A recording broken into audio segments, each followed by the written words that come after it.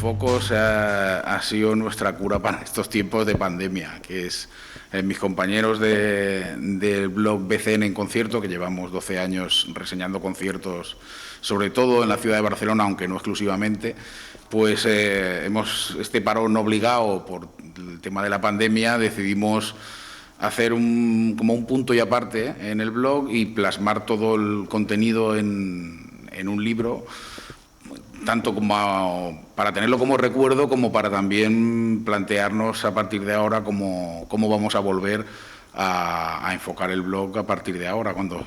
esperemos se solucione todo el tema de la pandemia y vuelvan a haber conciertos en directo. Pues somos 3 colomenses, aunque actualmente solo yo vivo en Santa Coloma. Son Antonio Collado, que es el que nos convenció a los demás para empezar con el tema del blog, que es un dinamizador cultural y formador en nuevas tecnologías y tal y cual, que nos convenció a David Lucía, que es el otro, y a mí para empezar el proyecto del blog. Empezamos teniendo en cuenta que David Lucía y yo íbamos a un montón de conciertos, pues y siempre hablábamos, cuando quedábamos con los amigos, siempre los comentábamos y tal, pues Antonio Collado nos convenció de que sería buena idea quizá explicar nuestras experiencias o lo que nos habían parecido, qué temas habían tocado, pues plasmarlo en un blog y bueno, empezamos a hacerlo y la verdad es que tuvimos mucha aceptación y hemos seguido durante 12 años y ahora tenemos un pequeño parón debido a lo de la pandemia, pero con ganas de seguir. Exacto, que estén reseñados en el libro. Claro, nosotros empezamos con el blog en 2008, antes de esa fecha habíamos asistido a cientos, incluso David Lucía tiene contabilizados más de 1000 conciertos en su agenda, o sea que hemos ido a muchos conciertos. Reseñamos, de hecho, hemos ido a muchos más que estos 450 en estos años. Lo que pasa es que solo hemos reseñado los que hemos podido hacer la crónica con la rapidez y la inmediatez que requiere esto, porque nosotros intentamos que no se nos vea como periodistas musicales intentando dar mucha información y tal, sino lo que queríamos plasmar en el blog era la inmediatez de las primeras impresiones que te produce un concierto, y entonces cuando por alguna razón no hemos podido hacer una crónica a lo mejor en los 2 o 3 días siguientes al concierto, ya la hemos desechado y no la hemos publicado, con lo cual hemos ido a muchos más conciertos de los que aparecen en el libro. Y hemos repetido en muchos, en muchos. Hay artistas a los que aparecen en el libro 3, 4 veces, porque cada vez que vienen vamos a verlos. Por ejemplo, los Vagabonds o Dan Bird, que es un poco nuestro referente, un ídolo para nosotros, el prototipo del currante del rock and roll, y que es un perfil que a nosotros nos gusta mucho. También disfrutamos con los conciertos grandes, yo qué sé, Springsteen o lo que sea, ¿no? Pero el tipo que se lo ocurra en una sala pequeña y que se esfuerza y que lo ve sudar y que luego se queda a saludarte y charla contigo, pues la verdad es que es un prototipo que a nosotros nos llega mucho. Y en ese aspecto, pues gente como Dan Bird es un referente para nosotros y sería un tipo al que iríamos a ver cada vez que viniera. Sí, es algo bonito. Al principio, cuando queríamos hacer la idea del libro, la primera idea era acompañar cada concierto de alguna foto que habíamos hecho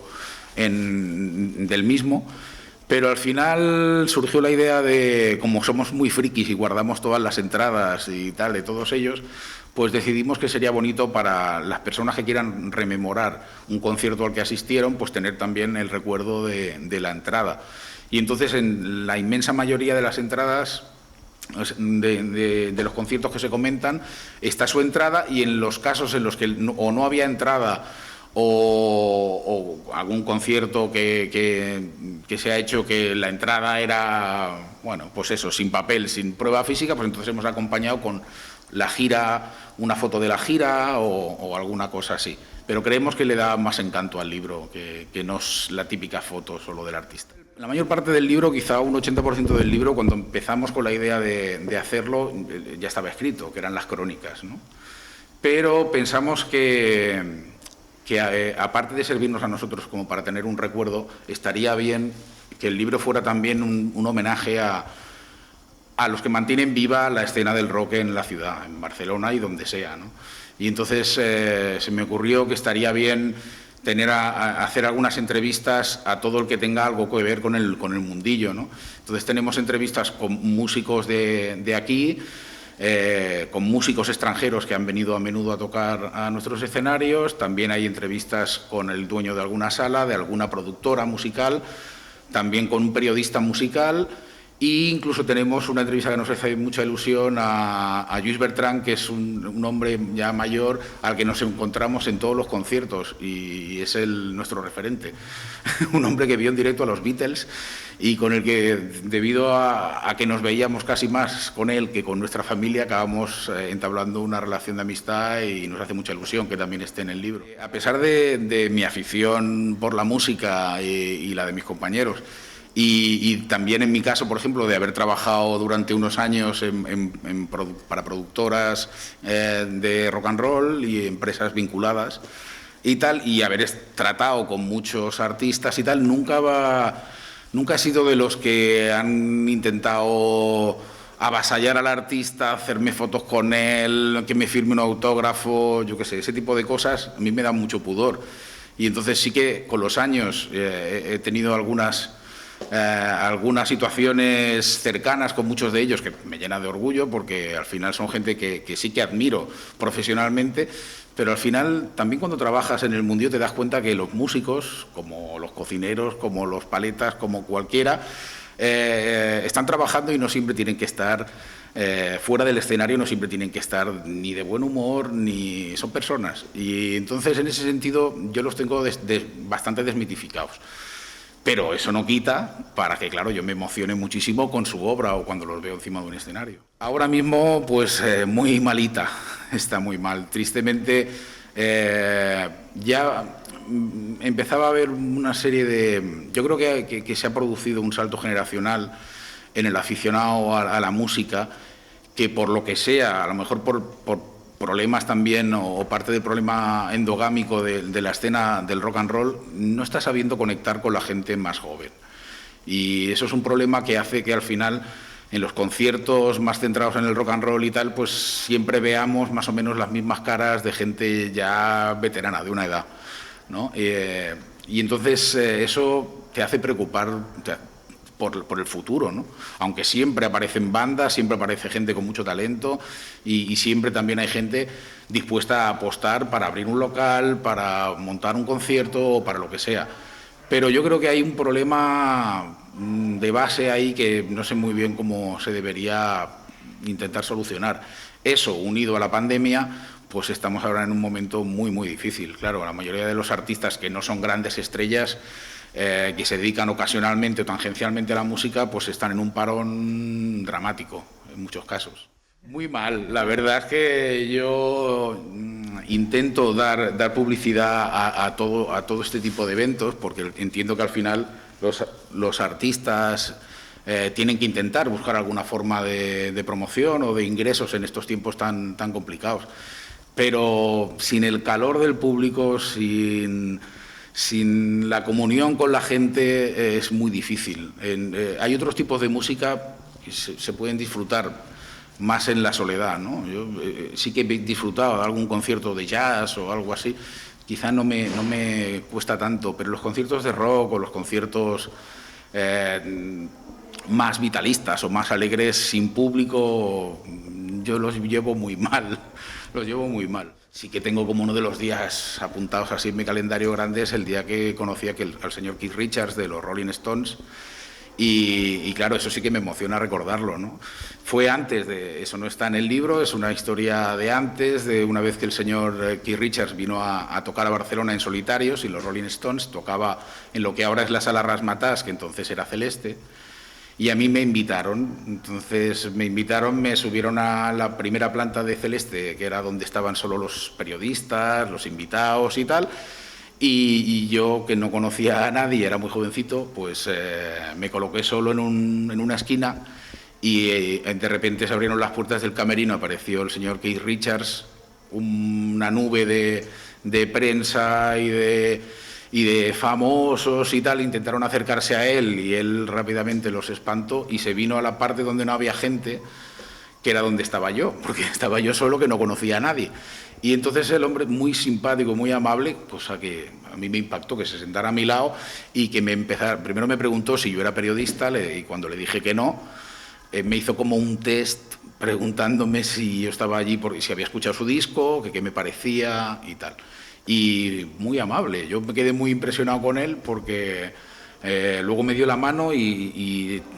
toqué la mano del rock and roll puro y duro, una mano llena de callos, con los nudillos inflados,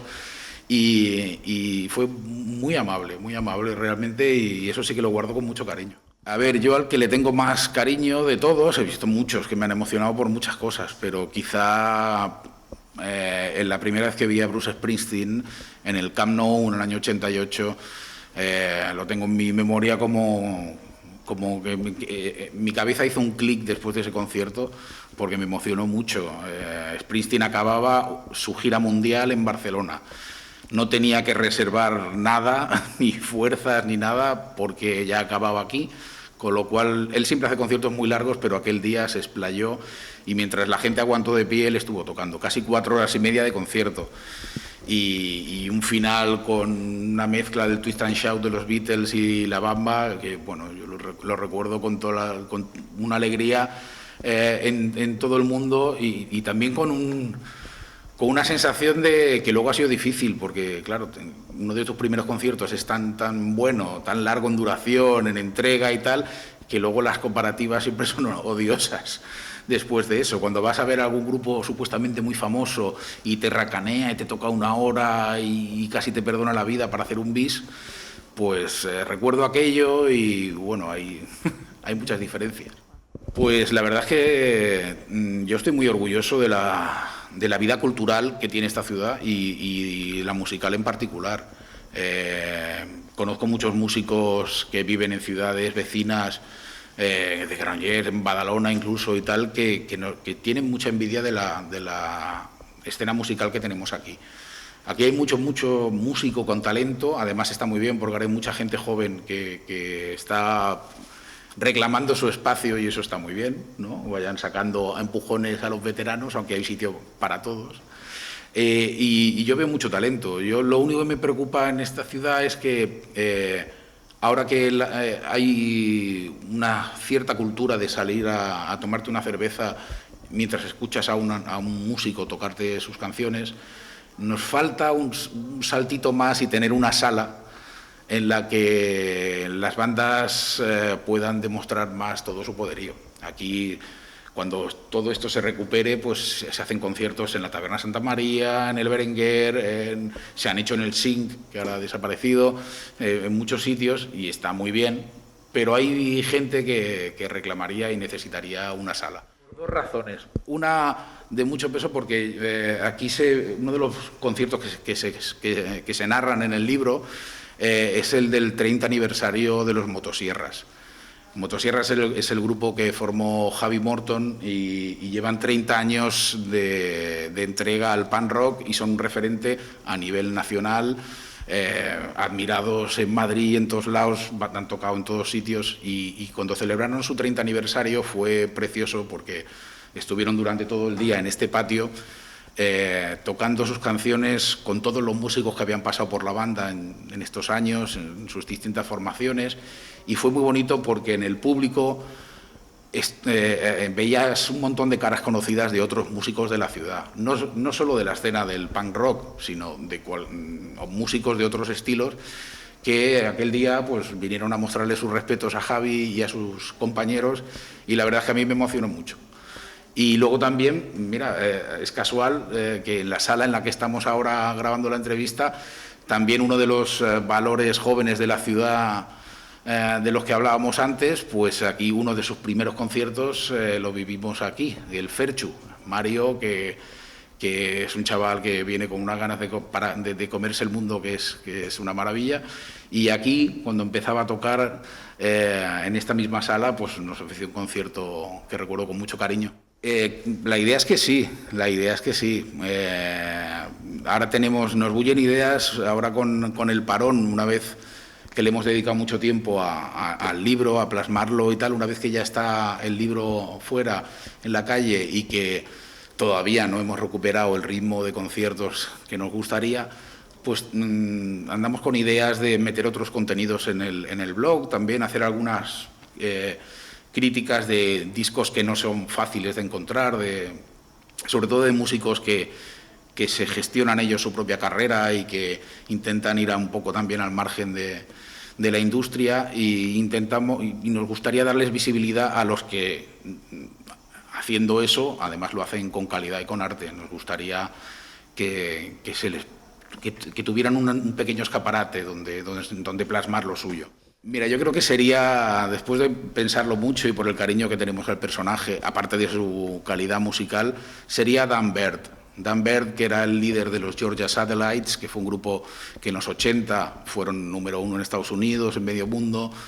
y que un buen día decidió que no quería aguantar presiones, que no quería comulgar con muchas cosas, y se reinventó y empezó una carrera en solitario centrada en ofrecer su música en recintos pequeños y poderse mover con todo el mundo con más libertad de la que tenía con toda la maquinaria que significaba pertenecer a una banda importante, con todo lo que conlleva de managers y de líos y tal. Dan Bird es el prototipo del currante del rock and roll, y para nosotros esa sería nuestra banda sonora.